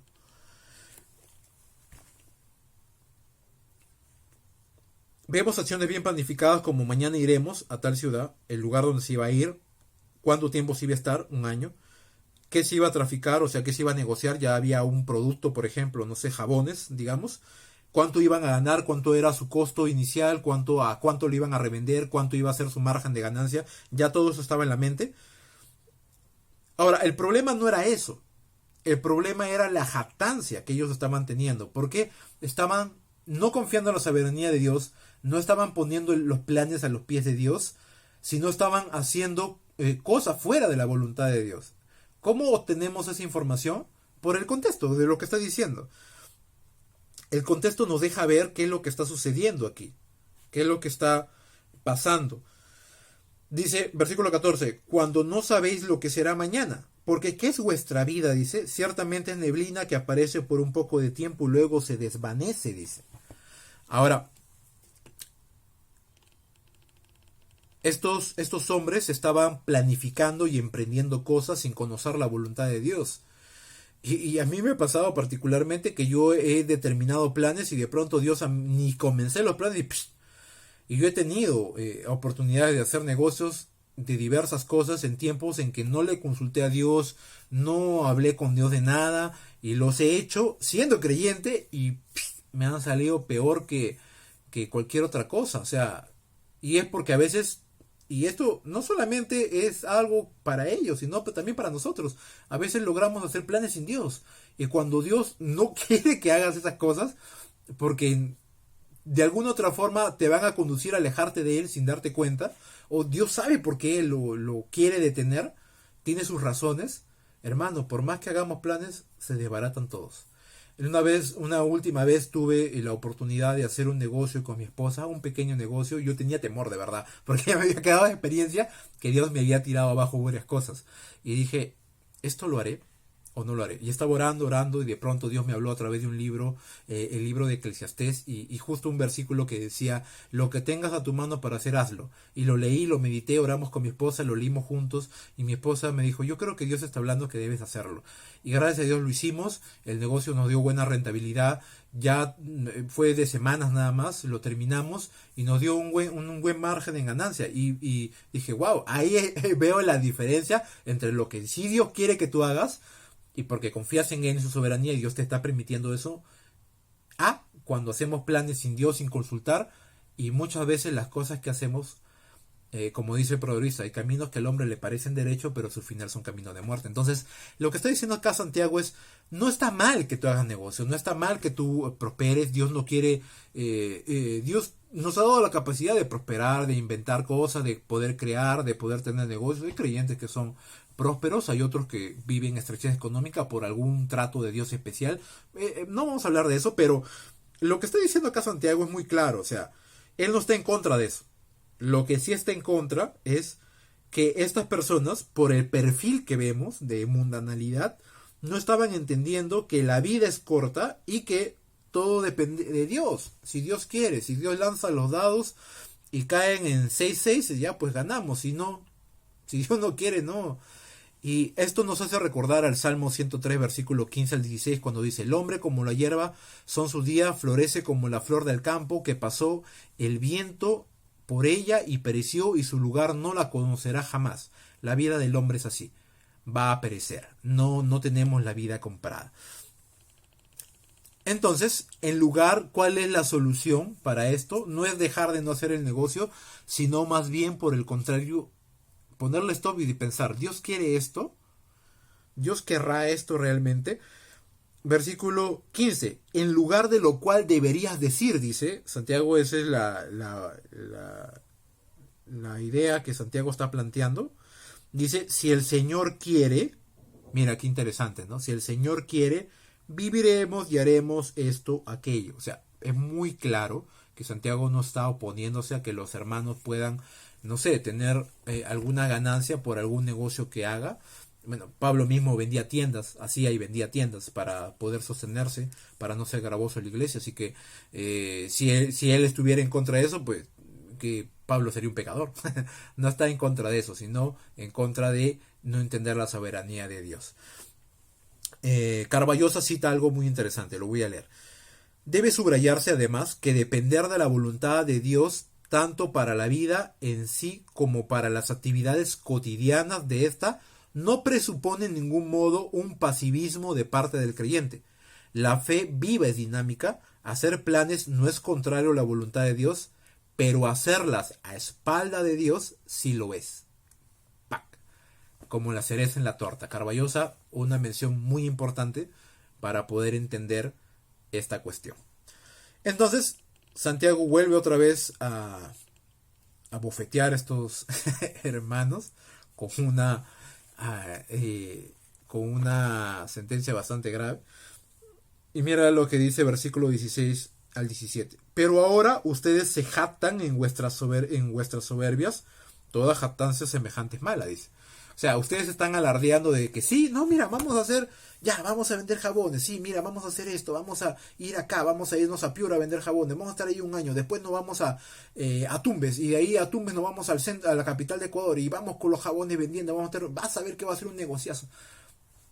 Ignoramos, no consultamos a Dios, no hablamos con los pastores, no decimos, pastor, ¿usted qué piensa? O algún consejo de algún sabio, hermano, y usted maduro en la fe, ¿usted qué piensa de esto? Mira, no sabemos de dónde vamos a sacar el dinero, ese préstamo va a ser a crédito, no, cuando viajes allá te vas a congregar. O sea, hay muchas cosas que yo asumo que por ello también Santiago lo dijo, ¿no? Entonces, jactarse de esas cosas es malo. Jactarse de lo que Dios puede hacer sin duda tiene la aprobación bíblica, pero jactarse de lo que el hombre podría hacer sin contar con Dios es una arrogancia repudiable. No, Carballosa también dice eso. Me pareció genial ese comentario y lo inserté aquí. ¿Qué más? Entonces, Santiago, como un buen pastor, ¿no? Con un corazón sabio, con un corazón sincero, dice: si ustedes saben hacer lo que es bueno y no lo hacen, les pecado. ¿Ya? Y ahí este pasaje ahí tiene recién entendimiento en su contexto, ¿no? Con esto, Santiago está diciendo que ellos sí sabían, y bueno, Carballosa hace una explicación bien profunda con esto, yo lo voy a hacer resumido nada más. Lo que está diciendo acá Santiago es, ellos sí tenían, por la estructura griega, el conocimiento de que lo que estaban haciendo estaba mal, pero sin embargo lo iban a hacer. Por eso Santiago les dice, ustedes saben que lo que están haciendo no está bien, y el que sabe hacer lo que es bueno y no lo hace, es pecado. O sea, bien clavado esa parte. Y ahí te puedes dar cuenta, ¿no? Que hay a veces queremos acallar la conciencia, ¿no? Dicen, sí, vamos a hacer esto. Y, pero ¿por qué? Si no estoy haciendo nada malo, decimos, ¿no? No estoy haciendo nada malo, ¿qué estoy haciendo? No estoy robando a nadie, pero ¿lo has consultado a Dios?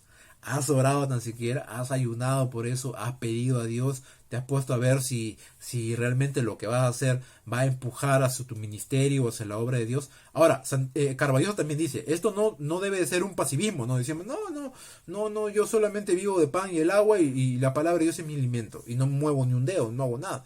Tampoco ese extremo es malo, ¿no? Porque Pablo le dijo a Timoteo, el que no quiera trabajar, que no coma. O sea, tenemos que trabajar, tenemos que sacrificarnos, tenemos que hacer algo, tenemos que movernos, pero siempre con el entendimiento de que Dios, nos debemos a Dios y que Dios tiene el control. Eso nos lleva al último encabezado, ¿sí? Ya hay unas cositas más ahí que enriquecen en la cita, ya lo leen ustedes, ya estamos 1 hora y media, así que ya termino con esto. Punto 5, último, versículo 1 al 6, vamos pronto allá, no se me cansen. Dice versículo 1 al 6. Vamos ahora, ricos, dice, llorad y aullad por las miserias que os vendrán. Vuestras riquezas están podridas y vuestras ropas están comidas de polilla. Vuestro oro y plata están enmohecidos y su moho testificará contra vosotros y devorará del todo vuestras carnes como fuego. Habéis acumulado tesoros para los días postreros. He aquí, clama el jornal de los obreros que han cosechado vuestras tierras, el cual por engaño no les ha sido pagado por vosotros, y los clamores de los que habían cegado, han entrado en los oídos del Señor de los ejércitos. Habéis vivido en deleite sobre la tierra y sido disolutos. Habéis engordado vuestros corazones como en el día de la matanza. Habéis condenado y dado muerte al justo, y él no os hace resistencia, dice. Ahora, ¿qué está diciendo aquí? Casi es la misma mención que Santiago hace en forma de sentencia. Primero dice, vamos ahora, los que decís hoy y mañana compraremos, le está hablando a los mercaderes, acá les habla a los ricos, ¿no? Y acá también vuelve a ser ese, hey tú, para poder llamar la atención, es un término que Santiago usa para poder llamar la atención de aquel que le habla, ¿no? Es como un sacudón, ¿no? Para que pongas la atención a lo que está hablando. Bueno, aquí hay, para solamente hacer una aclaración importante, esos no son los ricos del verso 1 a 10, del capítulo 1, versículo 10, que se habla de los ricos para que no pongan la esperanza en las riquezas. Pero yo creo que sí, se refiere, porque esos ricos parecieran que eran buenos, eran creyentes, son creyentes. Habíamos determinado que eran creyentes en el capítulo 1, versículo 10, cuando hablábamos de los hermanos de humilde condición y del hermano rico. Entonces hablábamos de eso, ¿no? Pero vemos otros ricos que sí son malvados, que están en el capítulo 2, versículo 6, que son los que arrastran a los tribunales a los hermanos. ¿Ya? Y estos parecieran que fueran los mismos, nada más que estos son un poquito más malvados, ¿no? ¿Cómo se ve la mundanalidad acá? Porque se deja ver por el amor, por el dinero, por la avaricia. Santiago está hablando tema tras tema, resolviendo todo y perdón la expresión, pero cacheteando a todo el mundo. Y a diestra y siniestra está repartiendo golpe acá Santiago. Entonces, vemos, hemos hablado extensamente sobre la perspectiva de la riqueza según los ojos de Dios. Dios no está en contra de la riqueza. José de Arimatea, que les prestó la tumba para que Jesús reposara su cuerpo muerto allí, era rico. Nicodemo también, no tiene ningún problema con los ricos, ya lo hemos visto. Mateo era publicano y tenía dinero, o sea que no tiene ningún problema. Abraham era rico y también lo llamó y era justo, ¿no? O sea, no tiene nada que ver la riqueza con respecto a esto, ¿no? Sino que el pecado en estos hombres, ¿ya? Es que su corazón es malvado. Y aquí vemos también dos imperativos. El primero es vamos, como se refirió en el versículo 13. Y aquí es llorad y aullad, ¿no? O irrumpir en llanto. Bueno, tiene que ver como quien llora aullando, ¿no? O sea, de una forma desgarradora, por una tristeza desgarradora. ¿Por qué razón? Dice, Santiago les insta a estos hombres, no voy a decir creyentes, estos hombres probablemente sean simpatizantes dentro de la congregación o entre los creyentes que simpatizaban con Cristo, más no creyentes, no creo que hayan sido creyentes por la condición que vemos en estos hombres, vamos a verlo.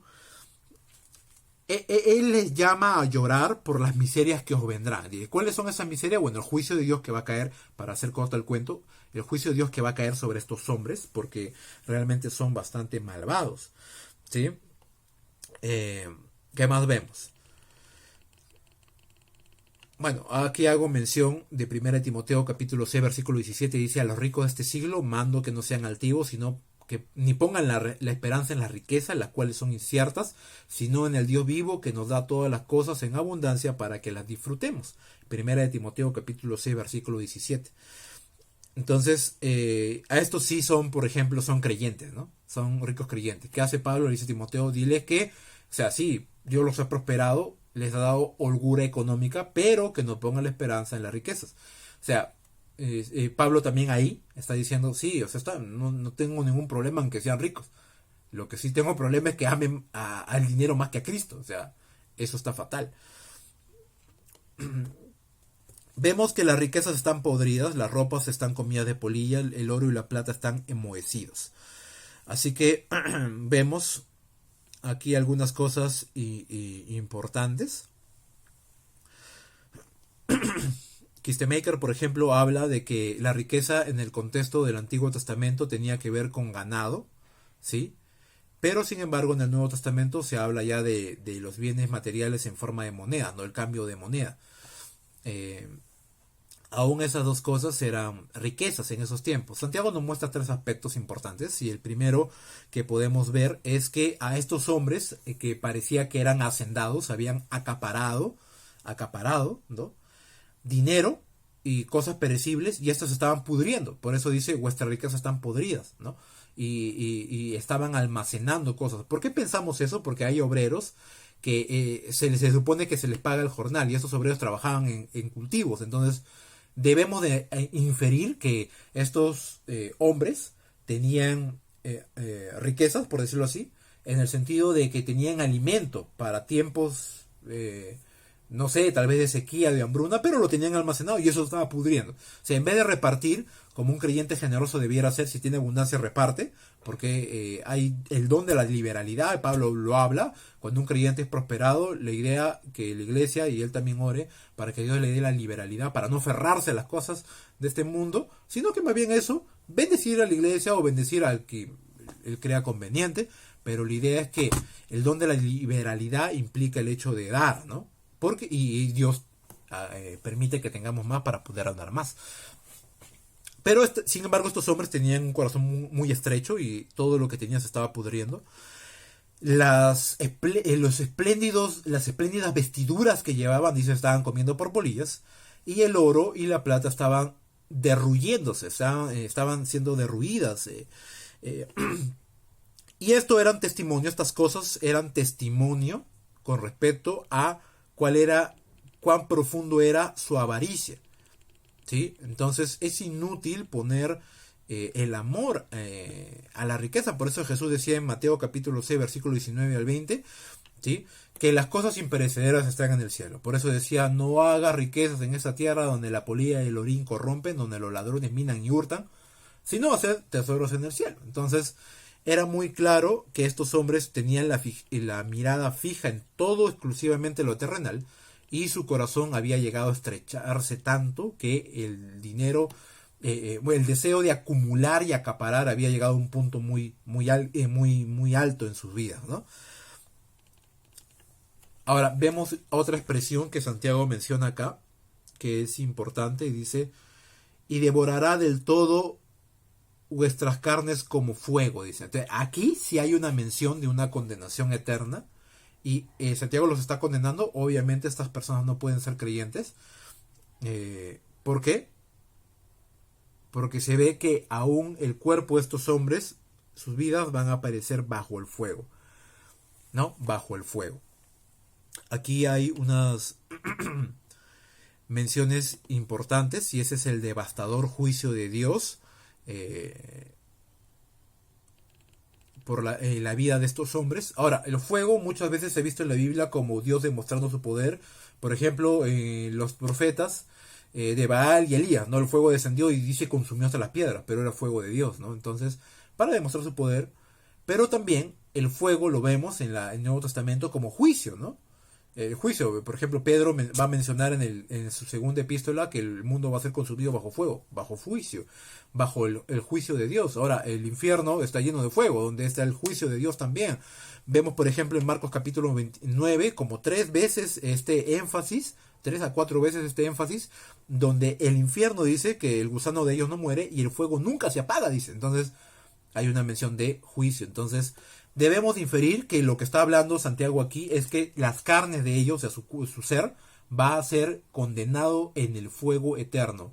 ¿Cuál es la sentencia que Santiago está dando sobre estos hombres? Primero, vemos que eran hombres acumuladores, acaparadores, y su Dios era la riqueza y ellos mismos. Punto. Después también vemos acá, ¿ya? Y examinamos que eran personas injustas. Mira lo que dice... me salté algo ahí. Dice, hay una expresión también, dice, y habéis acumulado tesoros para los días postreros. Y esto es algo importante que revisar, ¿ya? Porque hay una mención que lo puse en el pie de página. Kistemaker nos da en su comentario hasta 3 formas de cómo ver esta expresión. La primera podría ser que al morir lo acumulado del rico perecerá. Lo cual es cierto, porque nadie se lleva al cajón las riquezas que tiene. Lo otro sería que los ricos malvados son ricos en acumulación de la ira de Dios sobre sus vidas. O sea, los ricos malvados están acumulando la ira de Dios sobre sus vidas y en eso son ricos. Esa es la segunda forma de verlo. Y la tercera es la posición más natural que encontramos, a la cual yo particularmente creo, es que estos ricos han acumulado riquezas a la sombra de Cristo, o sea, entrometiéndose en la iglesia, sin embargo no son creyentes, han acumulado cosas a la espalda del Señor de alguna otra forma, tal vez de forma deshonesta, no lo sabemos, y creen que Dios nunca va a regresar, que nuestro Señor nunca va a volver, pero cuando Él vuelva, para los días postreros, ahí la mención de los días postreros, cuando Él vuelva, Él va a juzgar a estos hombres, ¿no? Él va a juzgar a estos hombres, no porque tenga riquezas, ojo, estoy volviendo a reiterar, no porque tenga riquezas, sino porque su corazón era malvado e idólatra, ¿no? Hemos visto que son acaparadores, acumuladores, son malvados y también son injustos. Mira lo que dice el versículo 4, dice, he aquí clama el jornal de los obreros que han cosechado vuestras tierras, el cual por engaño no les habéis sido pagado por vosotros, y los clamores de los que habían cegado han entrado en los oídos del Señor de los ejércitos. Hay textos bíblicos que ya por el tiempo ya no puedo leerlos, pero la idea es que el jornal se pagara cada día. Después de la jornada se pagaba el dinero del día del jornal, ¿no? O sea, un obrero trabajaba en una viña, terminaba su labor a la hora especificada y después de eso el hacendado o el padre de familia o el mayordomo le pagaba su jornal, o sea, su día trabajado. Eso era algo que tenía que hacerse. La ley en Levítico capítulo 19 condenaba a los hombres que no pagaban o que retenían el dinero del jornal. Eso era un gran pecado, porque el jornal para los obreros, para esa casta baja, significaba el sustento de su familia. Si ellos no les pagaban, no podían mantener a sus familias y sus familias no podían comer. Y en Israel había bastantes personas pobres. Entonces, acá lo que se dice aquí de estos hombres es, y está personificando el dinero en ese sentido. Y es bien interesante porque Santiago lo que está diciendo aquí es, primero, que su dinero está podrido, el de ellos, pero el dinero que le corresponde al jornalero grita, dice, él está gritando, injusto. Es como si el dinero tuviera boca y levantara su puño y dijera, eres un injusto, págale a tu trabajador lo que le debes, ¿no? Y dice, clama el jornal, o sea, alza su voz en cuello, dice, estos han cosechado vuestras tierras, las tierras de los ricos. O sea, lo más probable es que estas personas, estos creyentes, hayan ido de alguna otra forma ubicado a Santiago y Santiago hubiese escuchado o visto lo que estaba sucediendo y Santiago no se iba a quedar callado. Y también Eso también hay una postura que da a pensar que estos hombres sí son creyentes, pero ya han llegado a un punto de su vida que ya la avaricia los ha nublado de una manera increíble, porque no tendría sentido de que Santiago los exhorte, ¿no? O sea, ¿por qué exhortarlos? O simplemente, como dije yo, y pienso, son simpatizantes, ¿no? Entonces, Santiago en forma de misericordia dice, ustedes están requete mal, ¿no? Están reteniendo el jornal del salario de estos hermanos, ¿sí? Que han cosechado sus tierras y ustedes les han engañado y no les ha sido pagado. Dice, y los clamores, o sea, los llantos de estos hombres han entrado en oídos del Señor de los ejércitos. De ahí la mención es importante porque el Señor de las huestes celestiales, o sea, está hablando que, y mira, lo interesante de este término hace un contraste con los ricos porque los ricos tienen poder sobre los pobres, pero Dios, el Señor de los ejércitos, tiene poder sobre los ricos. Entonces es como si le dijera, oye tú matón, que le pegas al débil, hay uno más fuerte que te va a pegar a ti. Algo así, ¿no? Similar, estoy poniendo un ejemplo. Así que el clamor dice, ha llegado a los oídos del Señor y sabemos por la palabra de Dios claramente que Dios es defensor de los que de aquellos que son golpeados, dañados, de alguna otra forma vejados, ¿no? Dice, habéis vivido con deleite sobre la tierra y sido disolutos, habéis engordado vuestros corazones como en día de la matanza. ¿Qué está haciendo referencia aquí, Santiago? Se está refiriendo que estos hombres ya estaban viviendo de una forma disoluta, de una forma disipada, viviendo en un desenfreno moral. Dice, y hay una interpretación interesante en la palabra habéis engordado vuestros corazones como en día de matanza. O sea, ellos han venido a ser las fieras que se comen a los obreros, ¿no? Por decirlo así. Ellos se han alimentado, se han engordado de los lomos de los obreros y los han matado de hambre. Hay, por ejemplo, si no me equivoco, Barclay o Kissemaker piensan en esta postura, en esta interpretación, cuando se refiere a que estos hombres se han alimentado a expensas de los obreros, ¿no? Dice, versículo 6, y habéis condenado y dado muerte al justo, y él no os hace resistencia. Entonces, esto armoniza mucho con el capítulo 2, si no me equivoco, versículo 6. Claro, dice versículo 6, pero vosotros habéis afrentado al pobre, no os oprimen los ricos, y son ellos los mismos que os arrastran a los tribunales. Entonces, parece que estos hombres lo que hacían es, abusando de su autoridad y de su poder, lo que hacían era, aún a los mismos obreros y a los pobres los metían en la cárcel y de alguna otra forma abusaban de todo eso. Entonces, ¿cuál es la sentencia? Lloren por las miserias que vendrán. Ustedes son muy ricos acá en la tierra, pero allá en el infierno van a ser los seres más golpeados, más maltratados y más juzgados de todos porque fueron injustos acá en la tierra. Eso me hace recordar a Lázaro y al rico, ¿no? Cuando Abraham le dice al rico, tú has pasado bienes acá en la tierra, y Lázaro pobrezas, ¿no? Y ahora a él le toca invertir papeles. Entonces, algo muy parecido a eso. Bueno, hermanos, eso era todo lo que queríamos revisar. Habría muchas cosas que hablar y abundar, pero ya el tiempo es bastante. Espero que el video no les aburra. No pude hacerlo más breve, hay bastantes cosas que ver, el capítulo es bien largo y espero que sea de su bendición. No es necesario verlo de un solo porrazo todo, pueden verlo en días, pero lo ideal es que se vea para que puedan encontrar la hilación de todo el pensamiento. Dios me los bendiga mucho, sigan sirviendo, se les ama mucho en el Señor, Dios me los bendiga. Gracias.